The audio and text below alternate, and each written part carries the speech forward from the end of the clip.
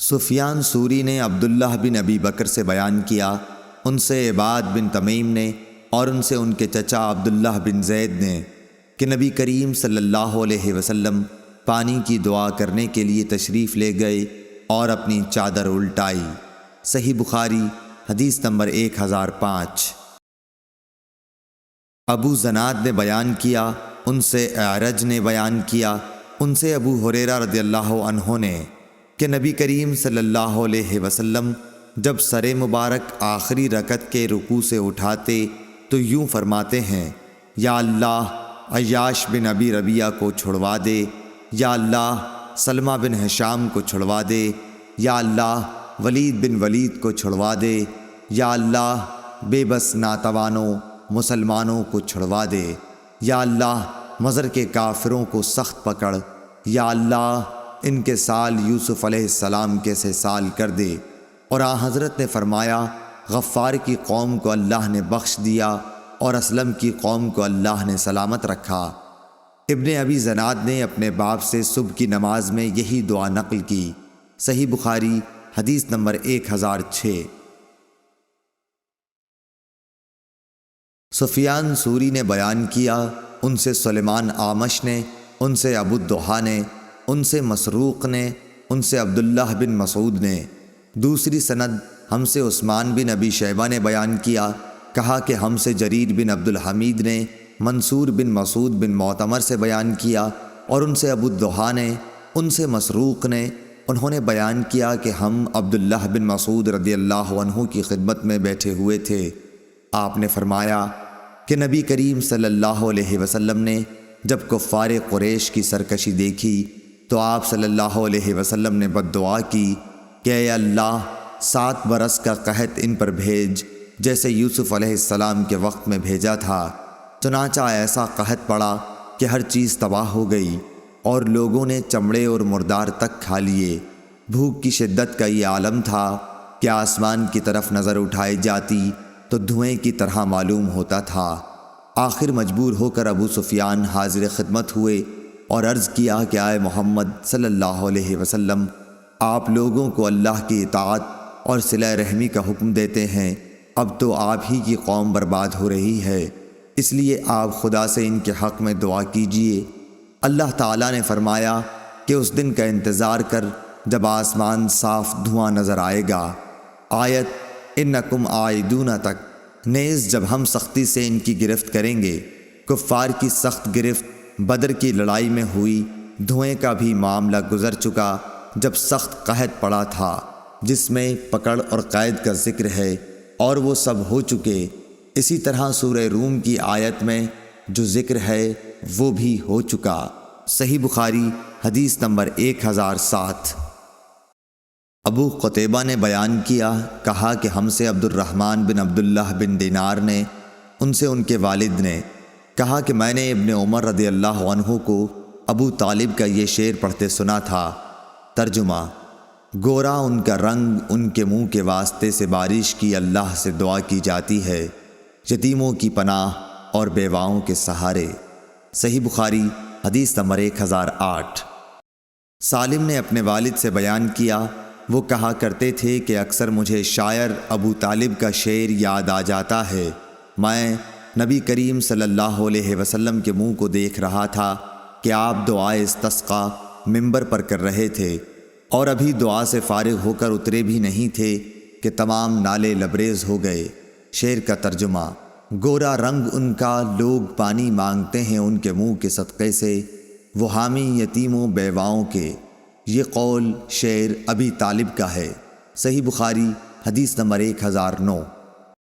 عبداللہ بن مسنہ نے بیان کیا، ان سے ثمامہ بن عبداللہ بن انس رضی اللہ عنہم نے، ان سے انس بن مالک رضی اللہ عنہ نے کہ جب حضرت عمر رضی اللہ عنہ کے زمانے میں قحط پڑتا تو عمر رضی اللہ تعالی عنہ حضرت عباس بن عبد المطلب رضی اللہ عنہ کے وسیلے سے دعا کرتے اور فرماتے کہ اے اللہ، پہلے ہم تیرے پاس اپنے نبی صلی اللہ علیہ وسلم کا وسیلہ لایا کرتے تھے تو پانی برساتا تھا، اب ہم اپنے نبی کریم صلی اللہ علیہ وسلم کے چچا کو وسیلہ بناتے ہیں تو ہم پر پانی برسا۔ انس رضی اللہ عنہ نے کہا کہ چنانچہ بارش خوب ہی برستی۔ صحیح بخاری حدیث نمبر 1010۔ شعیب نے خبر دی، انہیں محمد بن ابی بکر نے، انہیں عباد بن تمیم نے، انہیں عبداللہ بن زید رضی اللہ عنہ نے کہ نبی کریم صلی اللہ علیہ وسلم نے دعائے استسقاء کی تو اپنی چادر کو بھی الٹا۔ صحیح بخاری حدیث نمبر 1011۔ سفیان بن عینہ نے عبداللہ بن ابی بکر سے بیان کیا، انہوں نے عباد بن تمیم سے سنا، وہ اپنے باپ سے بیان کرتے تھے کہ ان سے ان کے چچا عبداللہ بن زید رضی اللہ عنہ نے بیان کیا کہ نبی کریم صلی اللہ علیہ وسلم عیدگاہ گئے، آپ نے وہاں دعائے استسقاء قبلہ رو ہو کر کی اور آپ نے چادر بھی پلٹی اور 2 رکعت نماز پڑھی۔ ابو عبداللہ امام بخاری رحمۃ اللہ علیہ کہتے ہیں کہ ابن عینہ کہتے تھے کہ حدیث کے یہ راوی عبداللہ بن زید وہی ہیں جنہوں نے اذان خواب میں دیکھی تھی، لیکن یہ ان کی غلطی ہے کیونکہ یہ عبداللہ ابن زید بن عاصم مازنی ہے جو انصار کے قبیلہ مازن سے تھے۔ صحیح بخاری حدیث نمبر 1012۔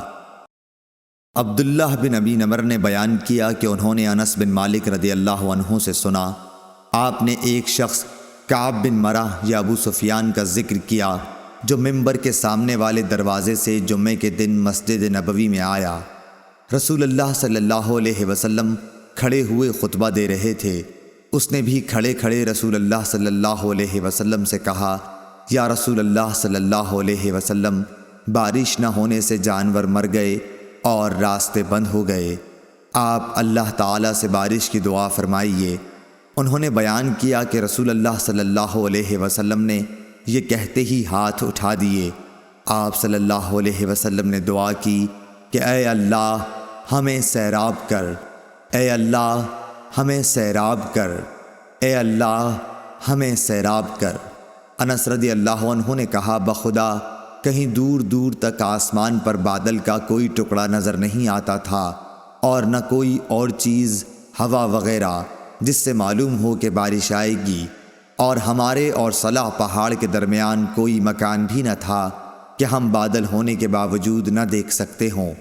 پہاڑ کے پیچھے سے ڈھال کے برابر بادل نمودار ہوا اور بیچ آسمان تک پہنچ کر چاروں طرف پھیل گیا اور بارش شروع ہو گئی۔ خدا کی قسم ہم نے سورج 1 ہفتے تک نہیں دیکھا۔ پھر ایک شخص دوسرے جمعے کو اسی دروازے سے آیا، رسول اللہ صلی اللہ علیہ وسلم کھڑے ہوئے خطبہ دے رہے تھے۔ اس شخص نے پھر آپ کو کھڑے کھڑے ہی مخاطب کیا کہ یا رسول اللہ صلی اللہ علیہ وسلم، بارش کی کثرت سے مال و منال پر تباہی آ گئی اور راستے بند ہو گئے، اللہ تعالیٰ سے دعا کیجیے کہ بارش روک دے۔ پھر رسول اللہ صلی اللہ علیہ وسلم نے ہاتھ اٹھائے اور دعا کی کہ یا اللہ اب ہمارے ارد گرد بارش برسا، ہم سے اسے روک دے، ٹیلوں، پہاڑوں، پہاڑیوں، وادیوں اور باغوں کو سیراب کر۔ انہوں نے کہا کہ اس دعا سے بارش ختم ہو گئی اور ہم نکلے تو دھوپ نکل چکی تھی۔